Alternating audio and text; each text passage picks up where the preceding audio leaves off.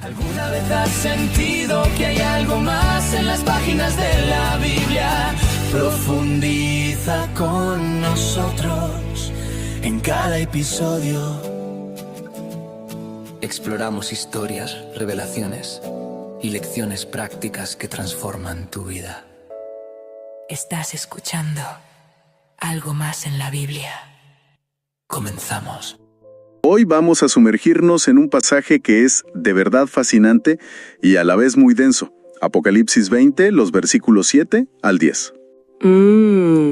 Son apenas 4 versos, pero describen nada menos que la batalla final.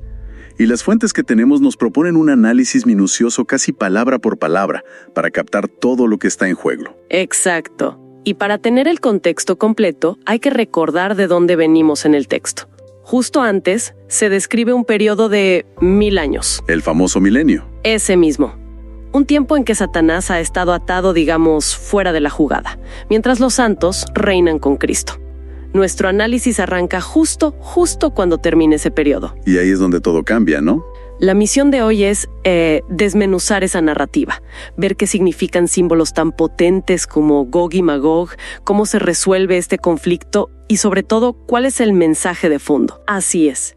Y es muy importante decir que las fuentes nos muestran que hay distintas interpretaciones teológicas sobre el cuándo y el cómo de todo esto.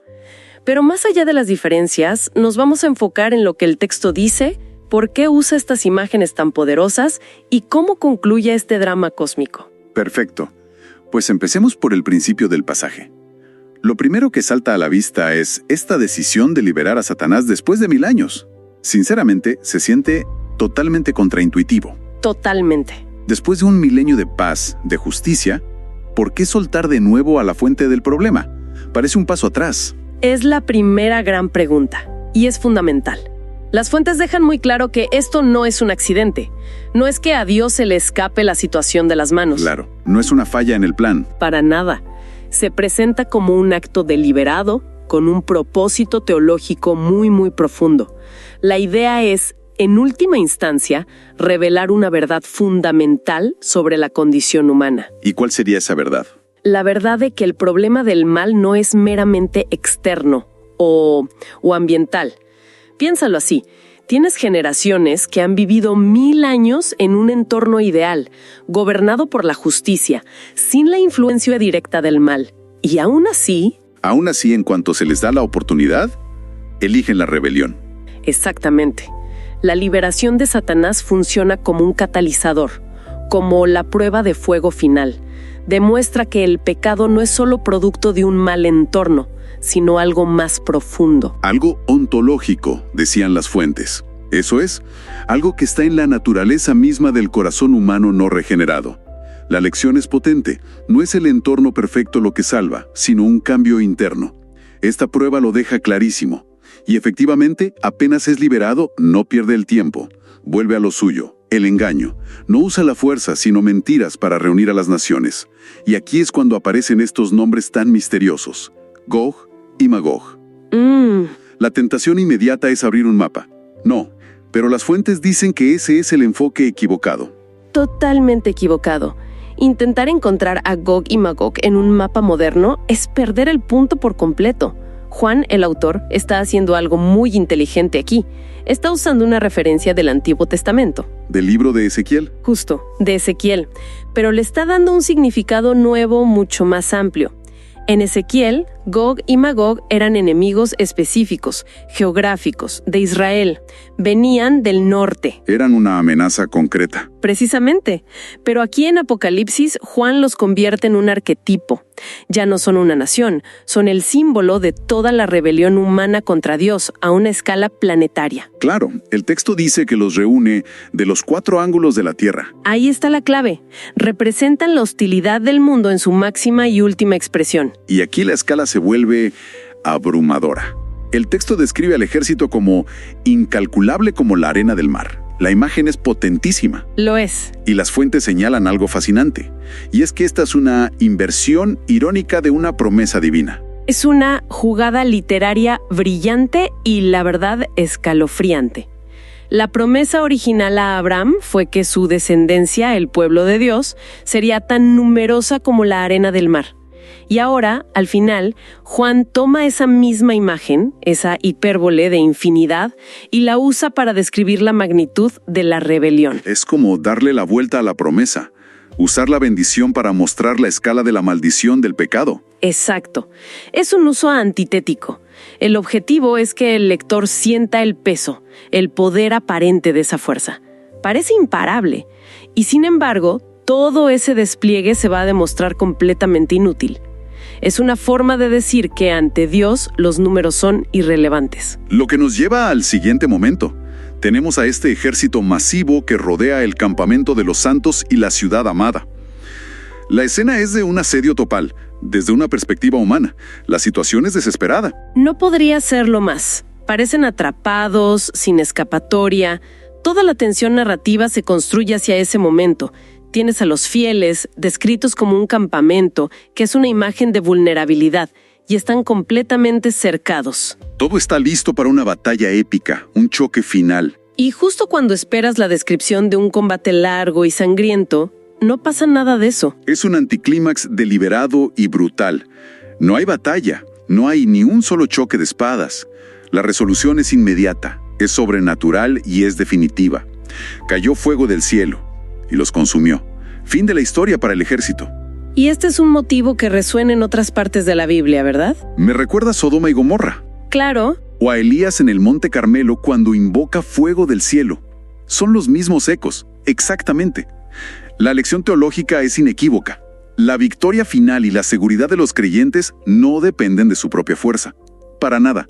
Depende de la intervención directa de Dios. Única y exclusivamente. La rebelión, por más masiva que parezca, es aniquilada en un instante.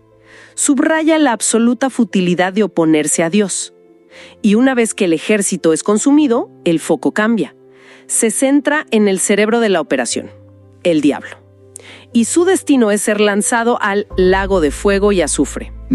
Las fuentes que analizamos hacen una distinción muy importante entre este lugar y otros, como el abismo donde estuvo prisionero o el Hades. ¿Qué es lo que representa específicamente este lago de fuego? Es una distinción crucial. El abismo era una prisión temporal. El Hades, en la teología bíblica, es el lugar de los muertos en espera del juicio final. Un lugar de espera, digamos. Exacto. El lago de fuego, en cambio, es el destino final. Es permanente, eterno e irreversible.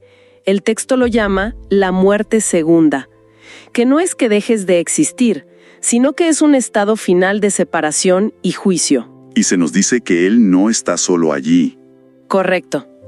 Las fuentes señalan que, según el propio relato de Apocalipsis, la bestia y el falso profeta, que son estas figuras del poder político y religioso corrupto, ya habían sido lanzados allí antes de los 1000 años. Así que ahora Satanás se les une. Se les une.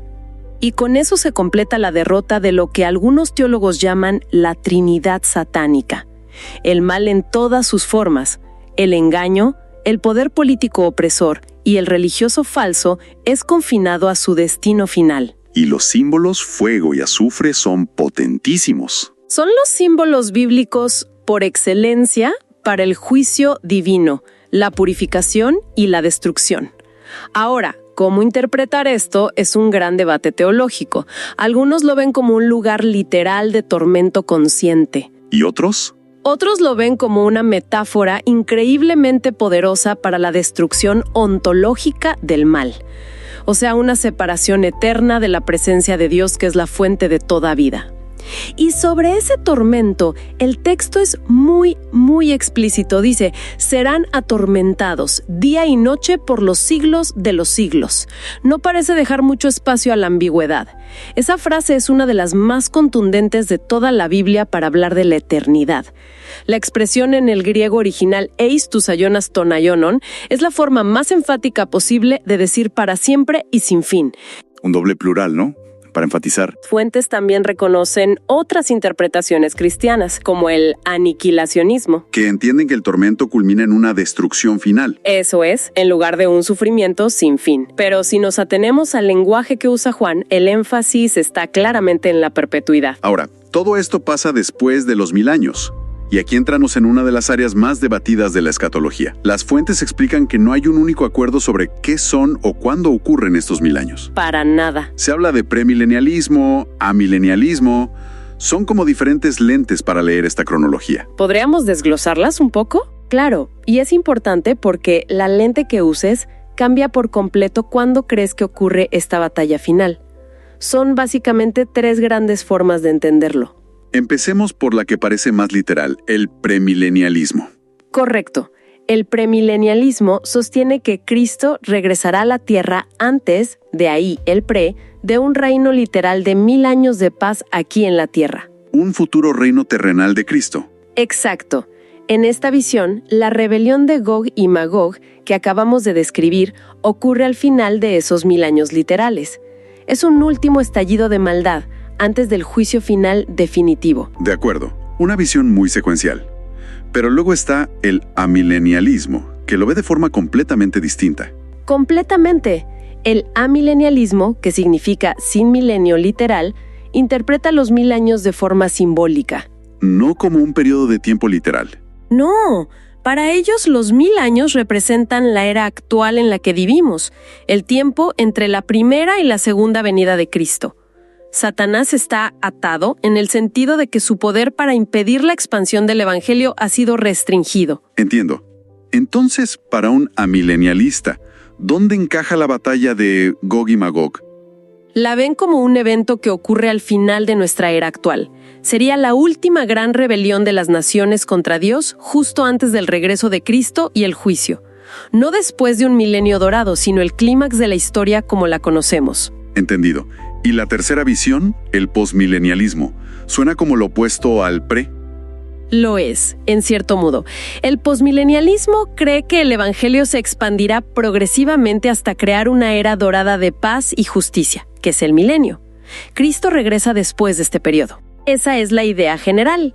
En esta perspectiva, la rebelión de Gog y Magog es un breve, pero intenso, brote de apostasía al final de esa era dorada, justo antes del regreso de Cristo. Es fascinante ver cómo 3 visiones pueden leer el mismo texto y ubicarlo en puntos tan distintos del tiempo. Lo es, pero lo que todas las fuentes subrayan, y esto es crucial, es que a pesar de estas diferencias, las 3 visiones cristianas ortodoxas coinciden plenamente en el mensaje central. ¿Y cuál es? La soberanía absoluta de Dios sobre la historia y la derrota final, total y definitiva de Satanás. En eso no hay debate. Dando un paso atrás entonces, y mirando el cuadro completo de estos 4 versículos, ¿cuál es el gran mensaje? No es solo una historia de guerra cósmica. Para nada. Si lo destilamos, las fuentes apuntan a varias conclusiones poderosas. La primera es, sin duda, la soberanía de Dios. Nada, ni siquiera la liberación del mal, se escapa de su control y su propósito. También nos deja una visión bastante cruda sobre la naturaleza del pecado, ¿no? Exacto, ese es el segundo punto. Es un diagnóstico profundo. El pecado es una cuestión del corazón, no solo del entorno. Y un tercer punto es la enorme esperanza que ofrece a los creyentes. Su seguridad última no reside en ellos mismos, como vimos con el fuego del cielo. Su defensa es la intervención divina. Precisamente, su protección es la fidelidad y el poder de Dios. Y eso nos lleva al mensaje final, que es la certeza absoluta del triunfo de la justicia.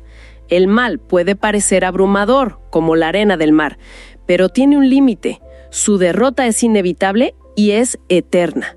Y para terminar, hay una reflexión que me parece muy interesante. Las fuentes destacan un patrón. El arma principal de Satanás, desde el jardín del Edén hasta esta rebelión final, es siempre la misma: el engaño. Es el hilo conductor de toda la narrativa. Esta última gran batalla no se inicia con una declaración de guerra, se enciende con una mentira. El conflicto cósmico es, en su raíz, una batalla entre la verdad y el engaño. Y eso nos deja con una pregunta. Si la batalla final se libra en el terreno de la verdad y la mentira, ¿Qué nos dice eso sobre la importancia fundamental del discernimiento, de la búsqueda de la verdad y de la vigilancia espiritual, no en un futuro lejano, sino aquí y ahora, en nuestro propio tiempo? Envíenos sus sugerencias y comentarios a nuestro correo electrónico ministerio@jesusislife.net. Este programa es una producción de Jesus is Life.